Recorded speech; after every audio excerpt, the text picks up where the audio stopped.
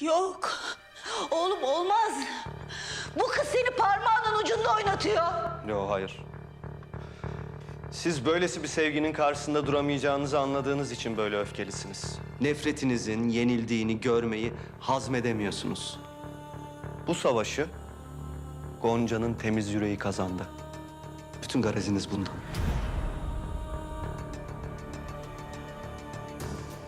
Siz göreceksiniz.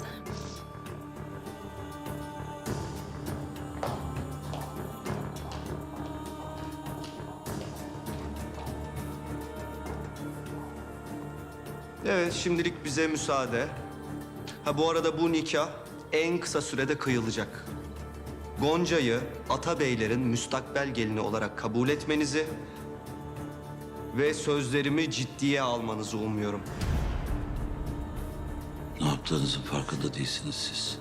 Başınıza nasıl bir felaket gelecek hiç haberiniz yok.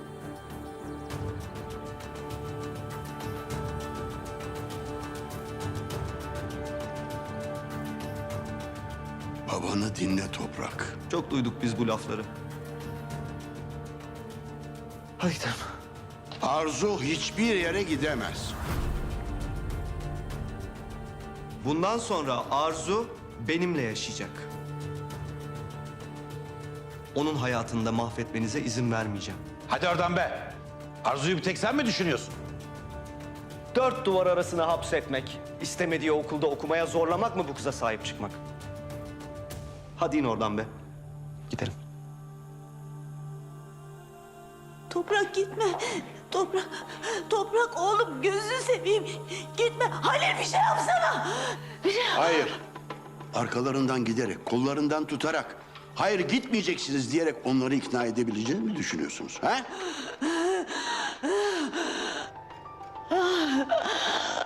Su getirin. Su getirin! Kızım, canım.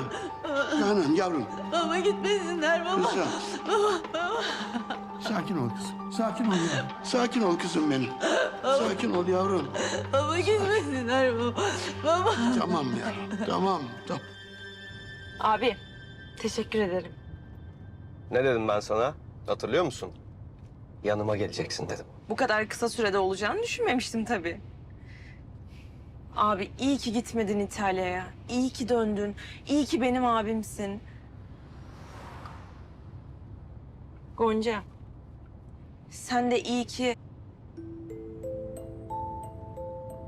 Neyse, ben zaten bunun sana uzun bir özür konuşmasını yapacağım.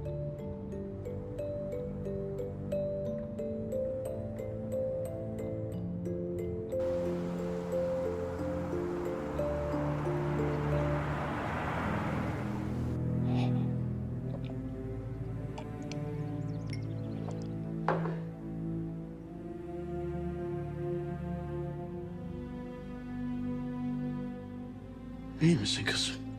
Baba. Beni Halil'le baş başa bırakabilir misin?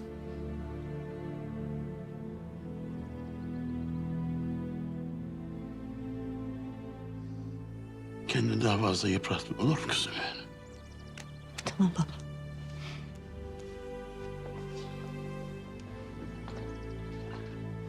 Şey yapacağım. Güzel. Kızım sen de çık.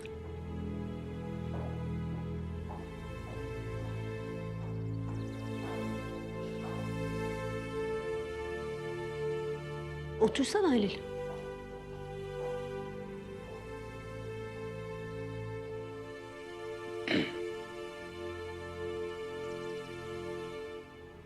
Nasıl yapar ya?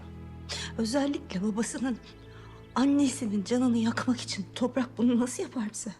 Tabii canım tabii çok haklısın. Canan ama bak hastasın sen zaten. Babanı da duydun. Hadi böyle paralama kendini olur mu?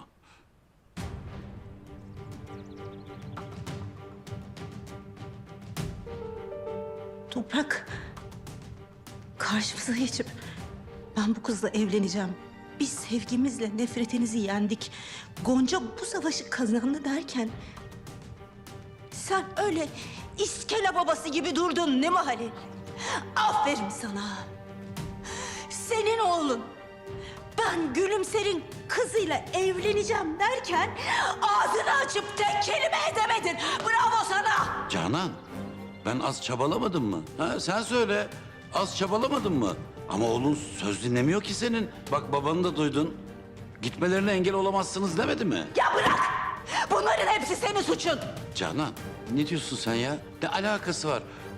Canan şimdi sen niye bana yürüyorsun ben anlamadım ki. Çok alakası var Halil. Sen soktun Gülümser'i bizim hayatımıza. Sen soktun Gülümser'i bu evin içine. O kadının fotoğrafları duruyor hala bu evin içinde. Sen olmasaydın benim hayatımda şu anda Gonca diye biri de olmayacaktı. Bunların hepsi senin suçun. Canan ne diyorsun sen? Gonca'yı ben mi çağırdım Isparta'ya? Ha? Oğluna ben mi dedim git Gülümser'in kızına aşık ol diye? Bırak kendini kandırmayı. Sen Gülümser'e aşık olmasaydın bu hayat böyle olmayacaktı. Nasıl Gülümser zamanında senin aklını aldıysa Gonca da benim oğlumu öyle kandırdı. Koparttı onu benden. Bunların hepsi senin suçun. Canan ne yapıyorsun kızım? Delirdin mi Bunların sen? hepsi Can- senin suçun. Canan ne yapıyorsun? Senin suçun. Ya Senin suçun. Canan dur ne yapıyorsun? Bunların hepsi senin yüzünden. Kızım sakin ol. Evet, sakin ol bir tanem. Canan. Sakin ol yavrum, sakin ol. Sakin ol, sakin. Otur. Halil'in yüzünden. Sakin ol güzelim benim, sakin ol yavrum. Ama Halil'in yüzünden. Tamam. Sakin ol. Sakin ol bir tanem benim, sakin ol. Sakin ol canım.